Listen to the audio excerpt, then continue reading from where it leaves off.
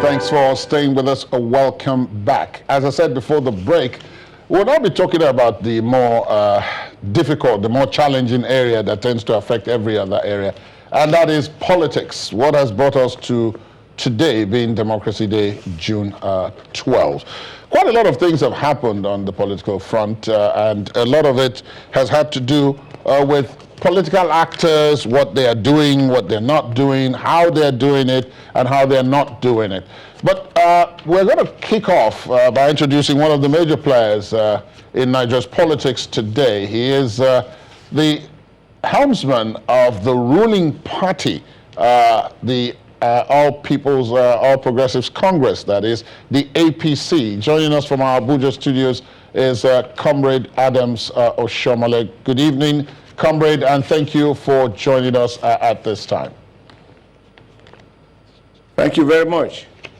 Before we come to Democracy Day, I mean, a lot of people started off the day thinking, well, okay, yes, we need to be a bit sober, especially given the fact that this is happening within the era of COVID-19. And then this bolt out of the blue came out of your home state, Edo, which has been in the news recently. What was your initial reaction to what happened in Edo State today, the disqualification of Governor Godwin Obaseki at the screening level for the party primaries? Well, if you be prejudiced, I can't comment on it now. What I said is all I can say, namely that we are just following our party constitution. We have a screening committee. They turned out a report, and the report is subject to the appeal committee for anyone who chooses to appeal against the findings of the screening committee. And the purpose of the screening is basically to say that nothing is taken for granted. And until they go through the appeal process, I, as the national chairman, I cannot comment on it. Well, it isn't the subject, the matters surrounding this are not new, which is why I asked for your initial reaction. We are taking Democracy Day today, and this is about democracy, party politics, line politics. Godwin Obaseki was, depending on who you ask, your political ally. Definitely this must have come to you as some kind of surprise. After all, he was cleared with the same documents earlier, so that's why I'm asking the question what your reaction was. Actually, I think you know much better than that. If it is assumed that anybody who has been screened before or who has contested the election before should not be screened again, then it could have been so expressly stated in our constitution. I'm sure, Akre, you know that earlier this year or so, we had a city senator who is still sitting as we speak, and who contested as deputy governor in Bayelsa State. And we all assumed that having passed screening and even being current senator, the requirement of being a senator is exactly the same thing as the requirement for any other office. And the Supreme Court found that there were discrepancies that were not observed in the past, and for which the man was disqualified, and we lost the state. I don't want you to reduce this to Edo State. You are trying to drag me to the arena. We will stick to the procedure, and I will refuse to discuss this matter further. APC National Chairman, I'm not dragging you into any arena, but let us expand the discussion. We are talking about democracy. Other things have since come up. The battle for restructuring the Federation has been one of the central themes of the time. And I'm wondering if, given every other thing that you've seen happening, both on the economic front, on the political front, on the security front, and so on, if now would be a good enough time to, COVID aside, address some of these issues. I think these issues are being discussed every day. I mean, when we hear the National Assembly talking about reviewing the Constitution, there's a way in which that can impact on the way in which things are currently done. We have spoken on this matter before.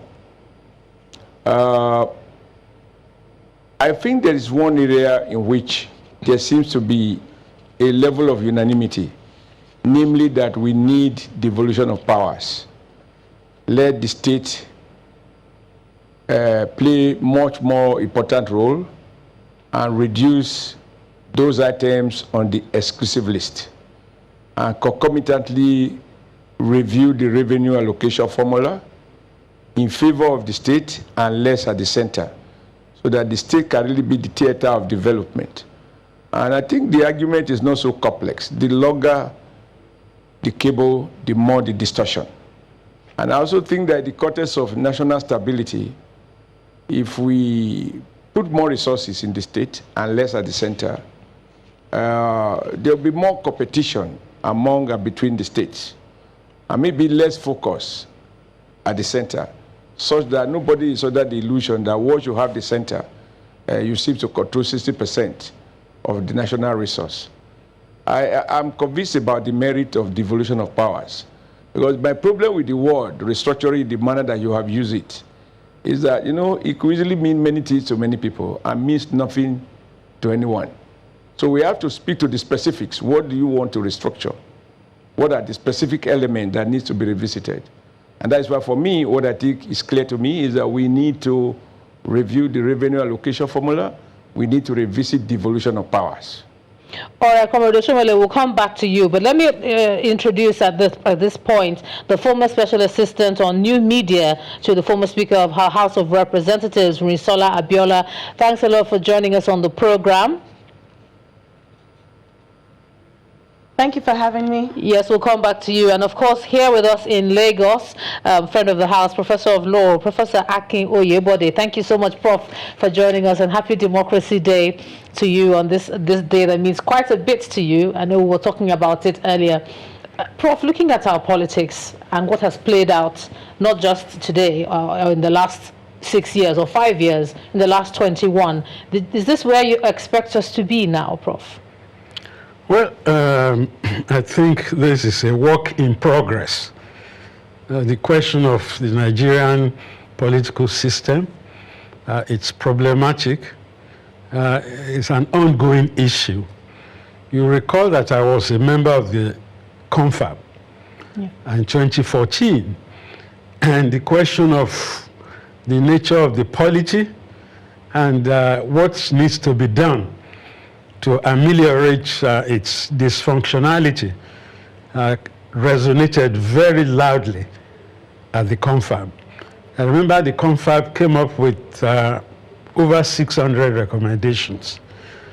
Unfortunately, nothing has been done to date to effectuate those recommendations, which will have made the Nigerian polity a little bit easier to understand, to enhance its functionality. The word restructuring might be problematic to some people, but to most objective observers, the system we are operating is very dysfunctional and counterproductive. So we might, if we don't want to touch any of the recommendations of the Confab, then at least you need another forum, not the National Assembly. The National Assembly is to make laws for the peace, order, and good governance of Nigeria. It's not a constituent assembly. It is neither the place nor the role or function of the National Assembly to give us a constitution. The constitutions are higher than workaday legislatures. So we have to get things first, recognize the inadequacies of the present arrangement, and create a forum where we can redress the imbalances and the dysfunctionality, as I put it, of what we have. Politics, like Lenin once pointed out, is an expression, concentrated expression, he called it, of economics. If you look at the Nigerian economy, the economy is nosediving. I know you spoke to my friend before bringing me on. I didn't have the opportunity of listening to Bismarck Rewani, but he's the guru on this question of economics. And if Nigeria wants a well-functional economic setup, we have to tackle the economic issue, because the law is superstructural on the base, which is the economy. But as I said, the problematic of Nigeria is multifaceted, multifarious, very complex, and it takes a large heart to really recognize the inadequacy of the system that we are operating. So if there's a consensus that there's an intolerable level of dysfunctionality, then we must, one way or another, confront that issue and create a viable framework, move from the prevailing paradigm to a paradigm that will win the confidence of the preponderant majority of Nigerians, the various ethnic groups or nationalities, over 400 of them, that constitute Nigeria, so that we give the Nigerian experiment a shot in the arm. How we are going to go about it, we might continue to debate, but it's not just a question of cosmetics. It's not just a question of amending the Constitution. So for me, it's more fundamental, because the Constitution determines who gets what, when, and how, and in fact, how much. So there are all sorts of contending issues.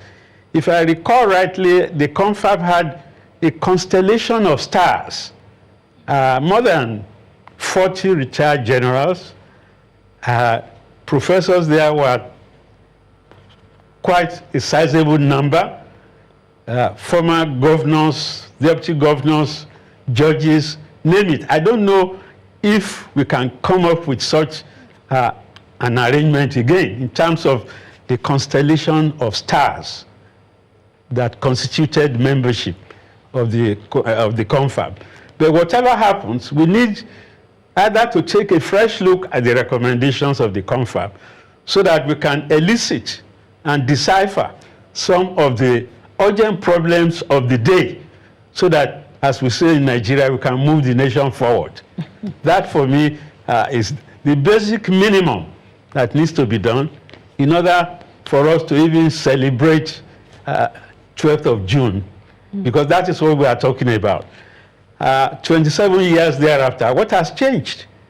Abiola is dead, and a stadium or whatever has been named after him, but the problematic of Nigeria is deepening. It's not, there's little amelioration that has been done. So the basic issues confronting the Nigerian polity subsist, and we can't run away from that fact. All right, let me go now to Abuja, to Rinsola Abiola. I mean, you've heard from Prof what he's talked about, you know, the baseline and the fundamentals. Another challenge that we seem to see is youth involvement, youth engagement. Nobody wants to hear leaders of tomorrow anymore. You've done a lot of advocacy, etc. On a day like this, what's your opinion about what their engagement should be for us to see a different sort of politics? Well, we've been able to achieve a measure of progress when it comes to youth inclusion in governance and politics. During the last assembly, we were able to get the Not Too Young to Run bill to pass, which reduced the age of eligibility for elective office. And we saw quite a number of young people contesting for elective office across the country. Some made the cut. We have a number of young people in state assemblies. We have a number of young people in the National Assembly, especially in the House of Representatives. It's helped to awaken the younger generation to our political responsibilities. We know that, okay, this is a country, we want things to be better, but we also have a role to play. So it was a watershed moment for Nigerian youths when that age of eligibility was reduced. But minus that, we also need to look at certain issues that militate against youth inclusion in governance generally. For instance, everybody knows that politics in this part of the world is notoriously expensive. Politics is expensive the world over, but in Nigeria it is even more so. To get the most basic things done within the political process, you have to spend a lot of money. So there are quite a number of young people who have their hearts and their heads in the right place, who are fully committed to contributing their quota to development, but they are not able to go beyond the financial barrier which would enable them present themselves for political office. What we essentially have is, if we're not able to reduce this, for instance, if we're not able to successfully work on this, our democracy essentially is going to be to the highest bidder. It's going to be about who can spend the most on campaigns, who can afford to pay as many people as possible. And then the challenge with that is that when people buy their way into positions of authority, they don't feel any need whatsoever to be accountable to the people. So there's a lot of reorientation that we need to do, especially also on the part of the people, because we all have a responsibility towards this country. We all have a role to play in ensuring that we elect the best of us to lead us. And that's, I believe, is the best way that we can record measurable progress. Comrade Oshiomhole, I'll come back to you for this one, and that speaks to the whole structure on which things are based, which Professor Oyebode talked about, and which, to a lesser extent, Risola Abiola has also pointed to, which is that money needs to get spent a lot. Do you think, given what has happened in the last couple of months, the introduction of situations where large crowds and gatherings, which are synonymous with political activity, may now be in abeyance, do things like that present opportunities for those who may not have the exact means that used to be required to unveil themselves into politics a bit deeper, given our own situation and context? Well, first, let me appreciate Professor Oyebode. Is a very well-respected elder comrade, and I want to say hi to him. I also want to make it clear, I am not, in a sense, opposed to what people refer to as restructuring. I'm simply saying that we need to speak to specific elements that needs to be looked at, because it simply means too many things to too many people. So like you said, maybe it will not be out of place. I think it's a right point to make, and I support him entirely, to look at not only the 2014 conference, but there were a couple of conferences, one under Obasanjo, I think two under Obasanjo, and then the one under Jonathan. Maybe in all of those documents, there are a couple of things that can be picked, and we looked at it. I like to speak to specifics so that we are all on the same page. When I was governor, people came to me who are elder statesmen, the kind of people he described, former governors, former ministers, basically people who have been in government and who can be said to have been substantially accountable for Nigeria almost becoming a unitary state. And some of them were probably even members of the 21 wise men that drafted a constitution that was decreed on the people at one time or the other. So I'm not averse to that at all, but it's just that for the ordinary man on the street, we need to know what exactly do we need to look at. But there's no question.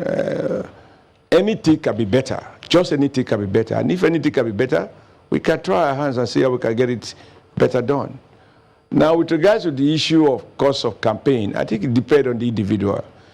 If all you have to offer is money to procure people's cautions, then you need tons of it.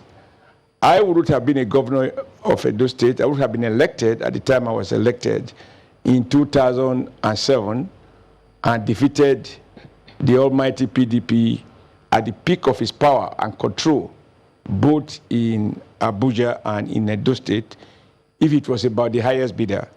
I think people will, let me reduce this to ordinary man understanding. There's a saying in my place that if you don't have money, you should have sweet mouth. But you can't lack both and think that out of sympathy, people will just catapult you to power. I mean, we see young people in France not being a member of the Club of Billionaires, under 40, under 35, becoming president of a very advanced country. And it is not a function of his pocket, but he has capacity to appeal to minds of those who have to raise money. In all democracies, those who contest election are people who warm themselves to the heart of those who are interested in policy issues.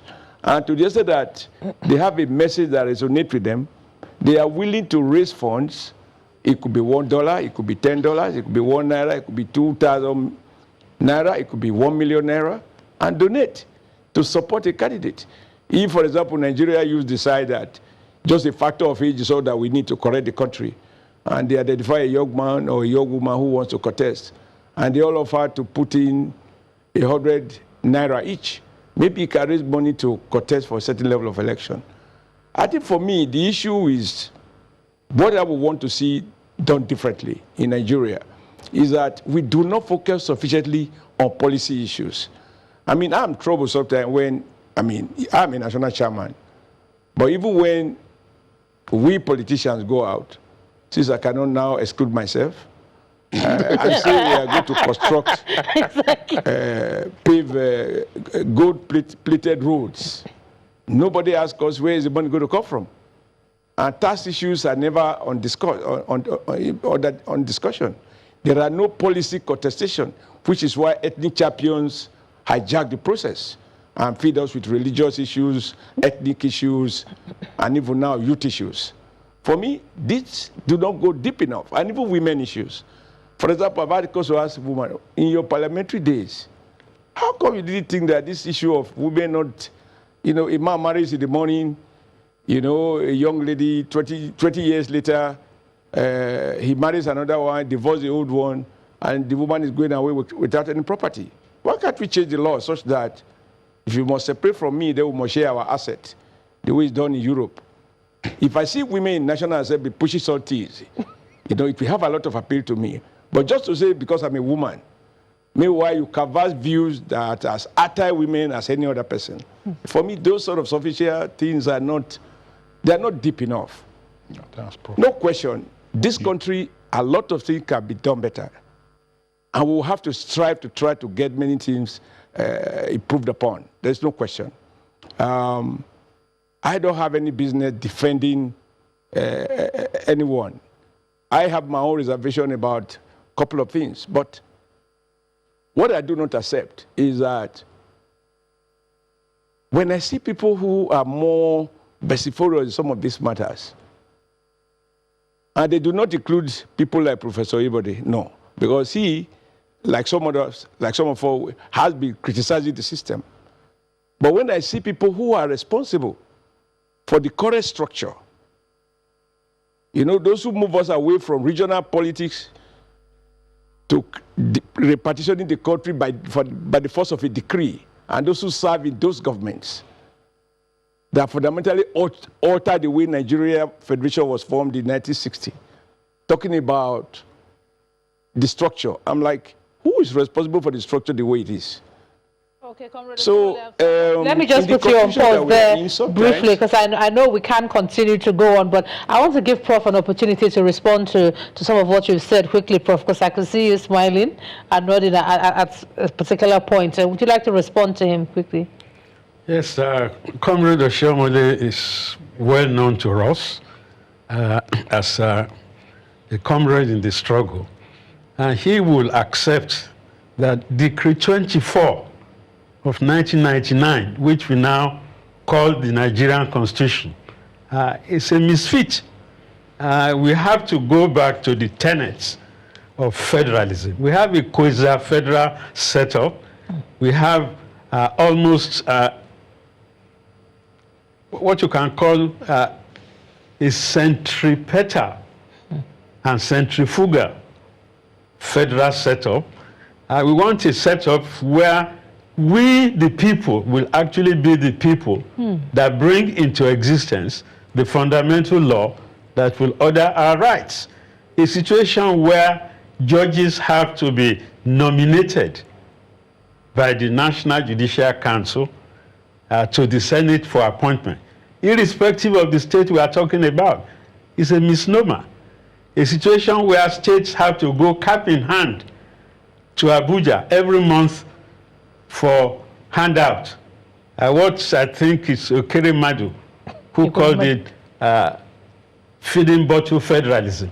We have to get away from that. Really give Nigerians a sense of belonging, believing that we jointly own this country together. And we don't want a situation where appointments will be weighed in favor of just one part of Nigeria. You want the best and the brightest. These are matters to be discussed, not to be peremptorily applied just because somebody is in power. So what I'm saying is very fundamental. The right of Nigerians to go to heaven the way they want. Okay, if we agree on the ground rules. And Bola Ige was dead right when he said Nigerians have to sit around the table and ask a question. Do we want to live together? And if so, how? Those are the two issues that are still bothering for attention. So I don't think Comrade Oshiomhole would be aghast. You might call it restructuring, you might call it reconfiguration, you might call it redressing, you can call it anything. But the way Nigeria is run, is governed today, as I said, is completely dysfunctional. We need a paradigm shift from the status quo, because Nigerian politics seem to be in a perpetual state of becoming.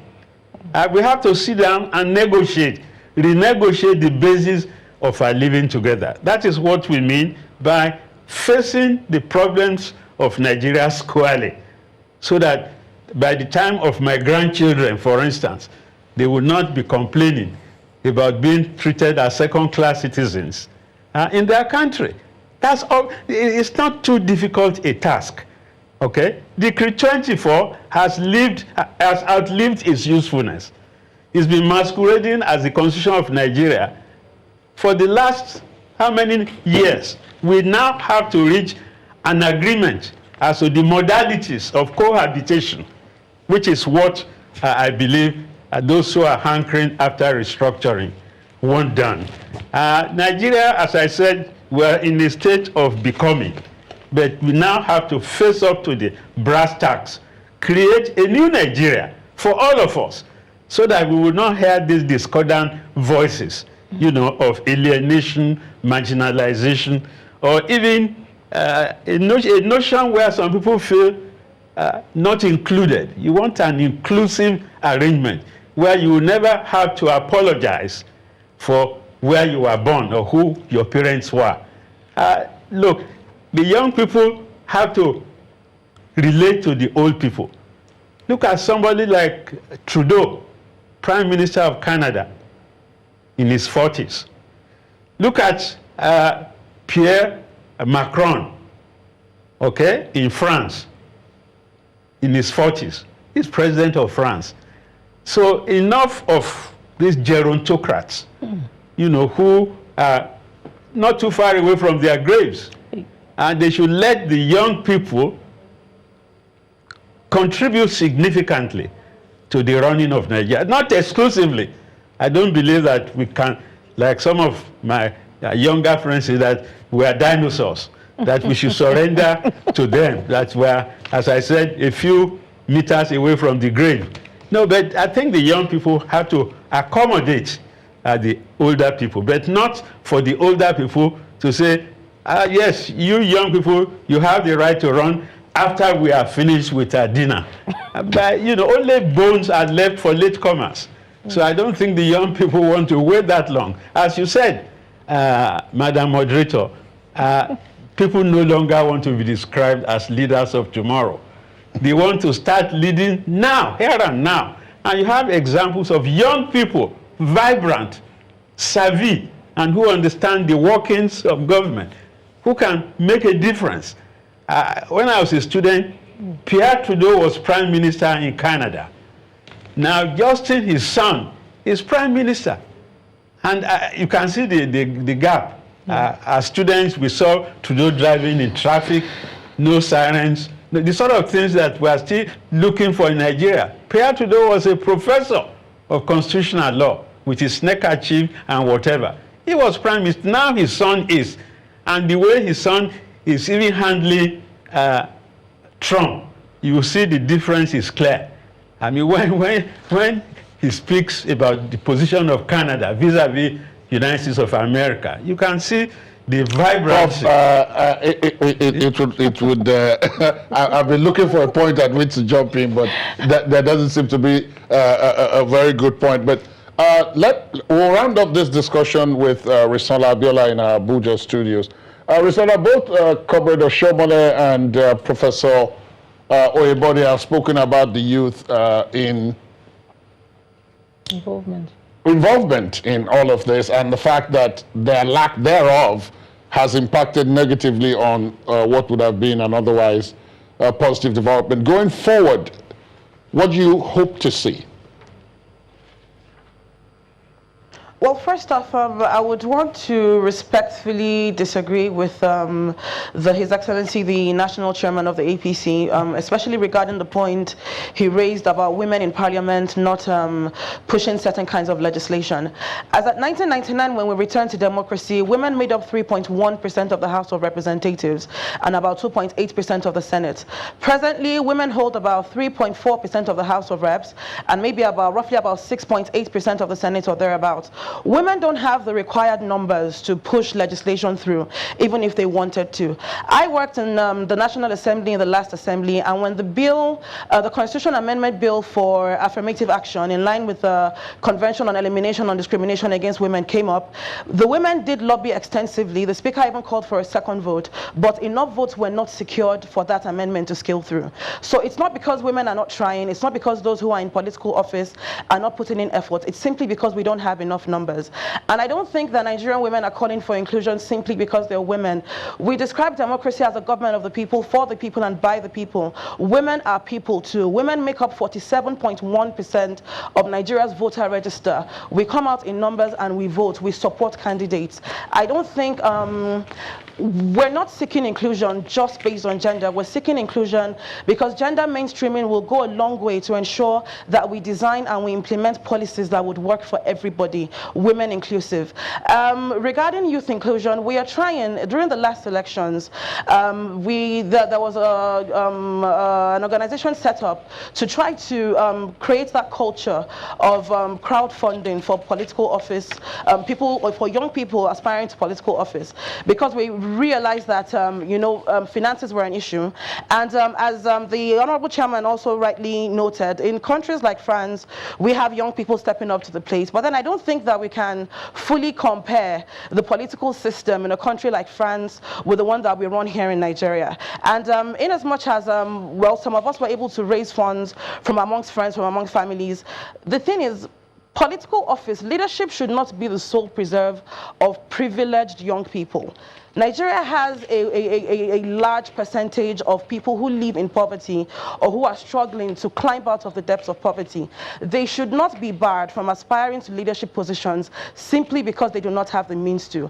And on our own part, as young people in this country, we are trying to cultivate a culture of crowdfunding for political office, for those that we believe in, whom we know have what it takes to get to office and represent our interests and protect our interests, to fight for this country's unity and stand up for what is right. So it's a challenge that we are also working on. We're not asking for inclusion just because we're young or just because we're women or just because there are people with disabilities in this country. We're asking for inclusion because democracy should be fully inclusive, because nobody should be left behind, because we have to push for progress together, and because when we work together, that's the only way that we can achieve the necessary progress for us to move forward. That's how we're going to have to leave it. Risola, I know you're very passionate about this. All our guests this evening are quite passionate about the positions they hold. Lest there are those still wondering, Risola Abiola, of course, is a daughter of the late Chief Moshood Abiola, who is believed to have won the June 12, 1993 presidential election, and that's the basis of celebrating Democracy Day on June 12. Let's thank all our guests, Professor Akin Oyebode, Comrade Adams Oshiomhole, the APC National Chairman, who joined us from Abuja, as well as Ms. Risola Abiola, who is also in our Abuja studios. Thank you all for joining us, and happy Democracy Day. We'll take a break. When we come back, we'll go to another